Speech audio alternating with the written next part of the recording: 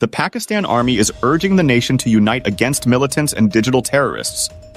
Lieutenant General Ahmed Sharif Chaudhry, Director General of Inter-Services Public Relations, emphasized this during a press conference in Rawalpindi.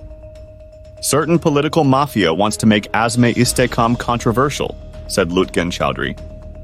He called on the public to support the comprehensive counter-terrorism campaign and resist those who oppose it. Azm-e-Istehkam is not a military operation, but an integrated counter-terrorism campaign.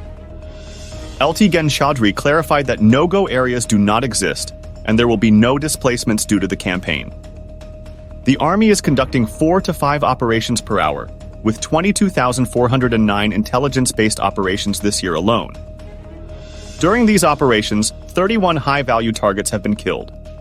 This year, 137 officers and soldiers laid their lives, said Gen Chaudhry.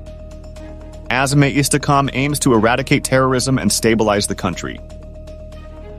Gen Chaudhry stressed the importance of provincial governments in rebuilding cleared areas to prevent a resurgence of terrorism.